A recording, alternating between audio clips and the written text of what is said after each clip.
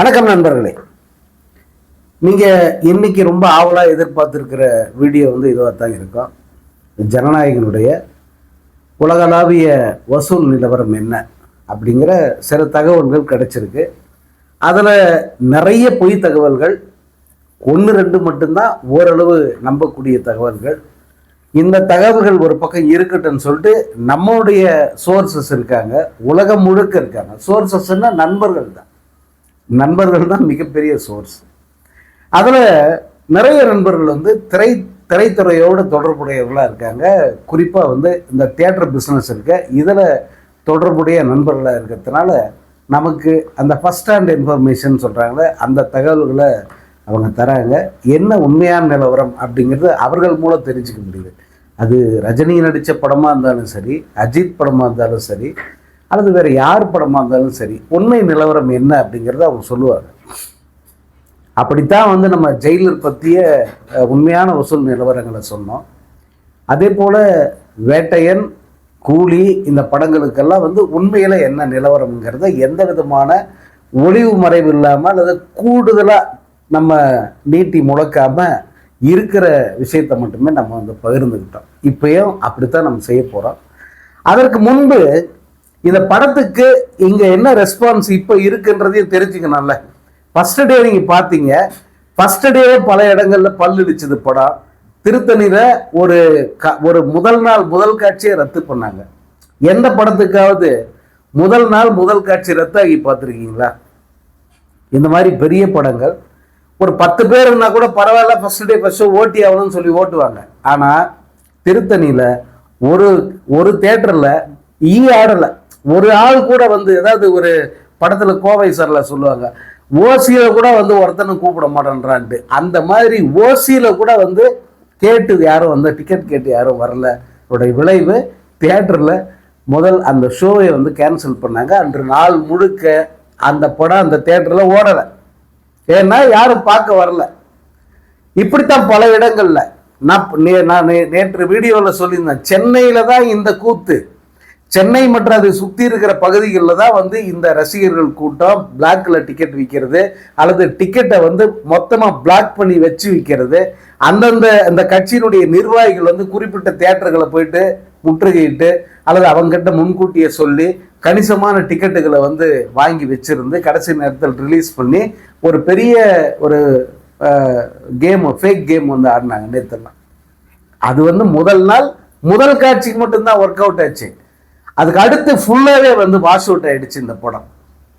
தமிழ்நாடு முழுக்க, தமிழ்நாட்டில் இங்கே அங்கன்னு இல்லை, இந்த தேட்டர் அமைச்சர்கள்லாம் போய் கதறி எழுதானுங்களே, அவங்கெல்லாம் எந்த ஷோ பார்த்தாங்க? முதல் நாள் முதல் ஷோ, அவ்வளோதான். அதுக்கு அடுத்த ஷோ அதே அமைச்சர்களை உட்காந்து பார்க்க வைங்க பார்ப்போம்.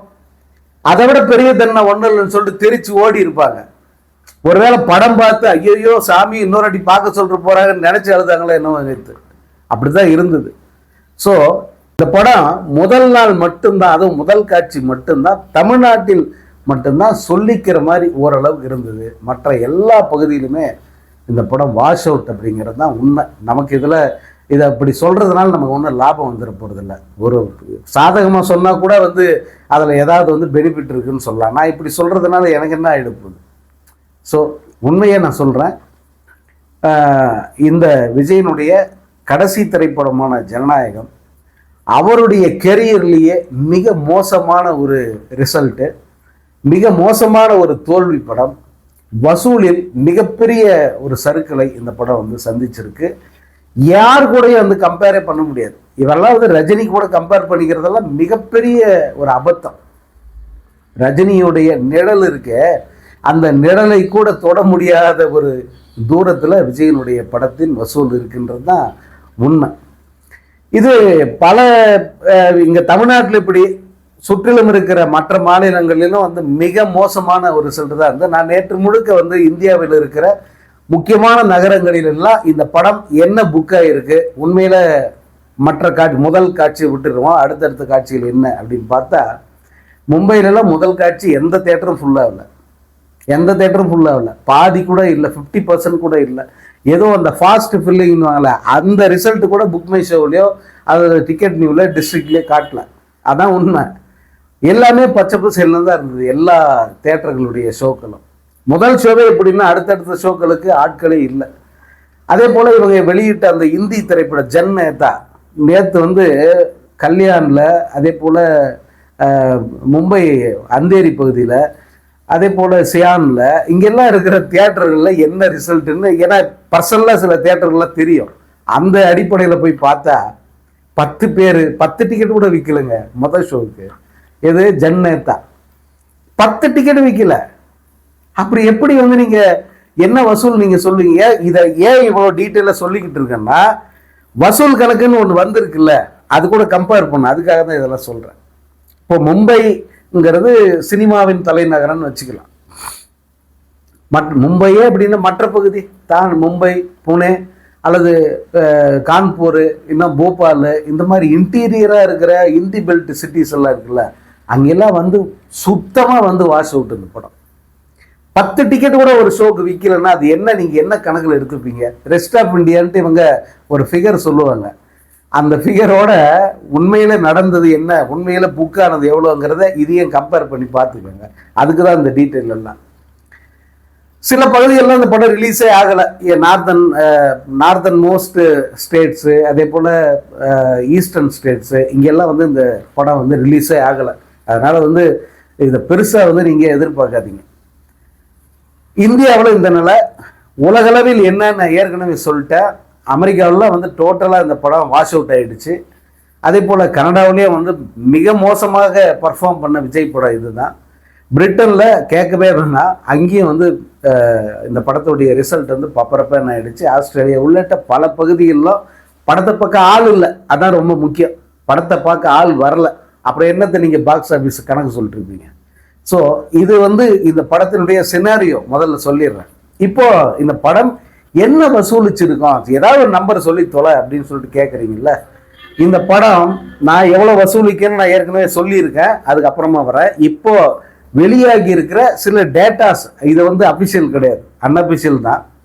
பட் இவங்கெல்லாம் வந்து இது இருக்கும் அப்படின்னு நம்பி வந்து இந்த தகவலை வந்து சிலர் வந்து வெளியிட்டிருக்காங்க. இது வந்து என்னுடைய சரிபார்ப்பெல்லாம் இல்லை, இதில் ஏதோ அவங்க சொன்னதை அப்படியே நான் ஒப்பிக்கிறேன். இது என்னன்னா, இந்த படம் உலகம் முழுக்க ஒரு 78 கோடியே இந்த படம் வசூலிச்சிருக்கு அப்படின்னு சொல்றாங்க. 78 கோடி. என்ன அதில் டீட்டெயில், இதுக்கு என்ன சோர்ஸ் அப்படின்னா அதெல்லாம் ஒன்றும் கிடையாது, அவங்க சொல்றாங்க, நீங்க கேட்டுக்கணும், அவ்வளோதான். ஃபர்ஸ்ட் டே 1 கலெக்ஷன் வந்து 78 கோடின்றாங்க. அதில் தமிழ்நாட்டில் 24.50 கோடி கலெக்ட் பண்ணிக்கிறதா சொல்றாங்க. கர்நாடகாவில் 11.60 கோடி கலெக்ட் பண்ணதா சொல்றாங்க. கேரளாவில் 5.60 கோடி கலெக்ட் பண்ணதா சொல்றாங்க. ஆந்திரா தெலுங்கானாவில் வந்து 4.10 கோடிங்கிறாங்க. அதே போல ரெஸ்ட் ஆஃப் இந்தியா, நான் சொன்னல ரெஸ்ட் ஆஃப் இந்தியா எப்படி பல்லிச்சுதுன்ட்டு, இவங்க வெளியிட்டு கணக்கு பாருங்க, 3.55 கோடியா ரெஸ்ட் ஆஃப் இந்தியா முழுக்க. டே கோடின்னா உங்களுக்கு அவ்வளோ கேவலமாக தெரியுதா? 1 கோடி ரூபாங்கிறத வச்சு எண்ணிப்பார், அன்னைக்கு தெரியும் உனக்கு கணக்கு. இல்லை 1 கோடி ரூபாய் சேர்த்துப்பார், அப்போ தெரியும். போகிற போக்கில் வாய்க்கு வர்றதை அடிச்சு விட வேண்டியது. அப்புறம் இந்தியா கிராஸ், இந்தியா முழுக்க வந்து 50 கோடி கலெக்ட் பண்ணிருச்சு அப்படின்னு வந்து ஒரு கணக்கை வெளியிட்டிருக்காங்க. இது வந்து ஜனநாயகனுக்கு ஆதரவாக வெளியிடப்பட்டிருக்கிற கணக்கு. இது ஜனநாயகனுடைய ஆதரவாளர்களின் பாக்ஸ் ஆஃபீஸ் கணக்கு, இது இந்தியா முழுக்க. அப்புறம் வந்து உலகம் முழுக்க அப்படின்னு பார்த்தீங்கன்னா உலகம் முழுக்க 30 கோடி கலெக்ஷன் அப்படின்னு போட்டாங்க. அதில் அமெரிக்காவில் மட்டுமே வந்து 750, அதாவது 7 லட்சம் டாலருக்கு மேலே வசூலிச்சிருச்சு அப்படின்லாம் வந்து போட்டாங்க. சரி, இது கணக்குன்றதுனால நான் வந்து உங்ககிட்ட சொல்கிறேன். இப்போ உண்மையில் என்ன நிலவரம் அப்படிங்கிறத நம்ம இப்போ வெளுக்கணும்ல, நம்ம நேரம். உண்மையில் என்ன நிலவரம்னா, இந்த படம் வெளிநாட்டிலே பார்ப்போம். முதல்ல இந்த படம் பிரிட்டன் முழுக்க முதல் நாளில் 1 கோடி ரூபாய் தான் கலெக்ட் பண்ணியிருக்கு. இவங்க 2 கோடி நடிச்சு விடுறாங்க. அப்போ 50% அப்படியே இன்ஃப்ளேட் பண்றாங்க. இந்த படத்தினுடைய உண்மையான வசூலில் 50% பொய்யாக காட்டுகிறார்கள். அதுதான் இப்ப நீங்க இவ்வளவு நேரம் பார்த்த ஃபேக் பாக்ஸ் ஆபீஸ் ரிப்போர்ட். இதை மையப்படுத்தி தான் நாளைக்கோ அல்லது இன்னைக்கு சாயந்தரமோ வந்து தயாரிப்பு நிறுவனம் ஒரு பொய் கணக்கை காட்ட போறாங்க. அதுக்கு ஒரு லீடு தான் இது. ஏற்கனவே பாருங்க, சோர்ஸ் இப்படி எல்லாம் சொல்லிட்டாங்க. டிராக்கர்ஸோட டீட்டெயில் இதெல்லாம் பல்வேறு இடங்கள்லேருந்து இப்படி எல்லாம் தகவல் வந்துகிட்டு இருக்கு. ஆனால் உண்மையான நிலவரம் என்ன அப்படின்னா ஒரு 80-100 கோடின்னு சொல்லிட்டு அவங்க அடிச்சு விட்டுறலாம்.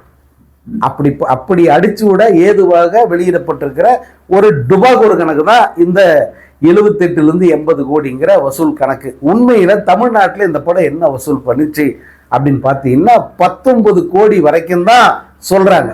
முக்கியமான விநியோகஸ்தர்கள், திரையரங்க உரிமையாளர்கள் சொன்ன கணக்கு என்னன்னா, இந்த படம் முதல் நாளில் மட்டும் இவங்க எலிவேட்டட் ப்ரைஸ் வச்சு விற்றாங்கல்ல, அதாவது 100 ரூபாய் டிக்கெட்டை 2000 ரூபாய்க்கெல்லாம் வச்சாங்க. இப்படியெல்லாம் கலெக்ட் பண்ணதை வச்சு சொல்றது என்னன்னா 18 - 19 கோடி வரைக்கும் கலெக்ட் பண்ணியிருந்தா அது மிகப்பெரிய சாதனை சார். ஏன்னா இந்த படத்துக்கு டிமாண்டே கிடையாது, டிக்கெட் டிமாண்டே இல்லாத ஒரு படத்துக்கு 18 கோடி வசூல்ன்றது சாதாரண விஷயமா? தமிழ்நாட்டில் இந்த படத்தினுடைய உண்மையான வசூல் 18 கோடி தான் அப்படின்னு சொல்றாங்க.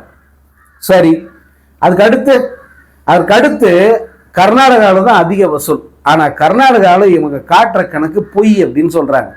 கர்நாடகாவை பொறுத்த வரைக்கும் 6 கோடி ரூபாய் இந்த படம் வசூலிச்சிருந்தா பெரிய சாதனை அப்படிங்கிறது கர்நாடகா ரிப்போர்ட். ஏன்னா பெங்களூர்ல மட்டும்தான் ஓரளவுக்கு முதல் காட்சி மட்டும் போச்சு, அடுத்தடுத்த காட்சிகள் ஃபுல் ஆகல.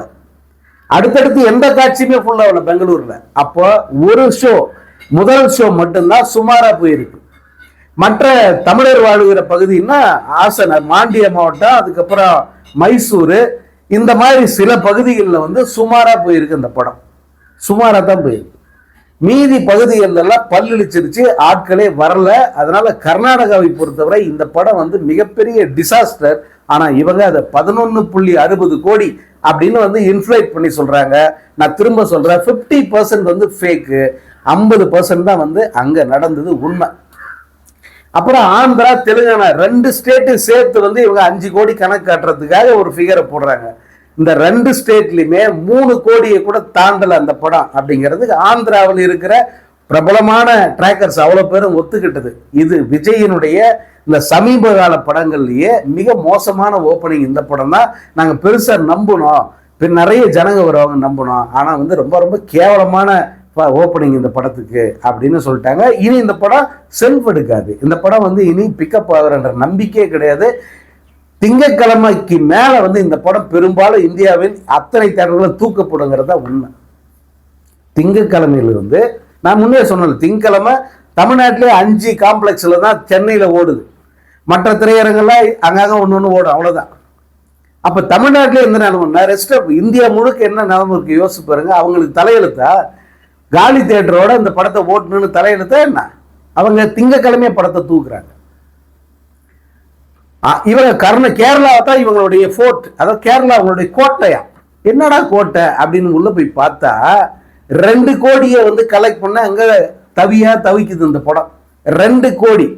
அதுலயும் கொச்சின் மட்டும்தான் ஓரளவுக்கு சுமாரா போச்சு. மீதி எல்லா பகுதியில, கோழிக்கோட்ல எல்லாம் இந்த படத்தை சீந்த ஆள் இல்லைங்க. ஏன்னா இது எல்லா இடத்துலையுமே இருக்கிற 3 app, BookMyShow, Paytm, அப்புறம் இந்த டிக்கெட் நியூ, இந்த ஆப் எல்லாத்திலுமே நான் உள்ள போய் பார்க்குறேன். கோழிக்கோடு மாதிரியான அந்த கேரளாவோட இன்டீரியர் நகரங்கள்லாம் இந்த படத்தை சீந்த ஆள் இல்லை. அப்புறம் எப்படி 5 கோடி வரும், 6 கோடி வரும்? இப்போ ரெஸ்ட் ஆஃப் இந்தியாவுக்கு வருவோம். ஏன்னா இவங்க தான் ரெஸ்ட் ஆஃப் இந்தியா 4 கோடின்னு சொல்லி அடிச்சு விட்டுருக்காங்க. 4 கோடிங்கிறது சாதாரண விஷயமா? 4 கோடி ரூபாய்ங்கிறது எத்தனை ஆயிரம் டிக்கெட் வைக்கணும் தெரியுமா? அதுக்கு ஒரு தியேட்டருக்கு 10 பேர் வரமாட்டேங்கிறான். ரெஸ்ட் ஆஃப் இந்தியாங்கிறது என்னன்னா இந்தியாவினுடைய உள்ளார்ந்த நகரங்கள். அதெல்லாம் பல நகரங்களில் தமிழர்கள் எவ்வளோ பேர் இருப்பாங்க? ரொம்ப குறிப்பிட்ட, ரொம்ப குறைந்த சதவீதம் தான் இருப்பாங்க. அல்லது மற்ற மொழி மக்களுக்கு இந்த படத்தை பார்க்குற ஆர்வம் எவ்வளோ இருக்கும்? ரொம்ப குறைவாக தான் இருக்கும் இல்லையா? ஸோ அப்படி பார்த்தீங்கன்னா அங்கெல்லாம் தியேட்டருக்கு 10 பேர், 15 பேர், 20 பேர் கூட ஒரு ஷோவுக்கு இல்லைன்னும் போது இந்த படத்துக்கு எப்படி 3-4 கோடி ரூபாய் வசூல் கிடைக்கும்? ஸோ இந்த படத்தினுடைய ஒட்டுமொத்தமாக வசூல் எவ்வளோன்னு பார்த்தீங்கன்னா உலகம் முழுக்க இந்த படத்துக்கு கிடைத்த வசூலுங்கிறது 43 - 45 கோடிக்குள்ள தான் அப்படிங்கிறது நம்பகமான தகவல். நான் எனக்கு இதை அப்படியே லோ எஸ்டிமேட் போட்டு அல்லது ரொம்ப ரொம்ப குறைச்சி சொல்லி எனக்கு என்ன ஆக போகுது? எதுவும் கிடையாது. இல்லை இதனால நம்மெல்லாம் ரொம்ப விரும்புகிற ரஜினிகாந்த் ஏதாவது பலன் வந்துட போதா? அதுவும் ஒன்றும் கிடையாது. இருக்கிற நிலைமை என்னன்னு உண்மையா சொல்லணும்ல, அதுக்கு தான் நான் சொல்றேன். தவிர இந்த படத்தை மட்டம் தட்டணும் அப்படிங்கிற நம்ம நோக்கம் இல்லை. இன்னைக்கு பார்த்தீங்கன்னா தர மட்டத்துக்கு இறங்கி போச்சு. படத்துக்கு டிக்கெட்டு வாங்க ஆள் இல்லை, பல தியேட்டர்கள் காலியா இருக்கு. கிட்டத்தட்ட நேத்து இந்த படம் எத்தனை ஷோ பிளே ஆச்சோ அதில் கிட்டத்தட்ட 30% டிராப் ஆயிருக்கு. நீங்க 30% டிராப். இது நாளைக்கும் குறையும், நாளை மறுநாள் கொஞ்சம் கூடும், திங்கக்கிழமை சுத்தமாக அவுட்டு. இதுதான் ஜனநாயகன் படத்துடைய இந்த பாக்ஸ் ஆஃபீஸ் ரிசல்ட் அப்படிங்கிறது. அமெரிக்காவில் இந்த படத்துக்கு 700 அதாவது 7 லட்சம் டாலர் வந்துருச்சு அப்படின்னு ஒரு முட்டாள் போட்டிருக்கான். அவனை முட்டாள் தானே சொல்லணும். ஏன்னா அங்கே இவ்வளோ தூரத்துக்கு பொய்யை மேனிப்புலேட் பண்ணி சொல்கிறதோ அல்லது தப்பான ஃபிகர் சொல்கிறதோ வேலைக்கு ஆகாதாங்க. Every thing ஓப்பனுங்க.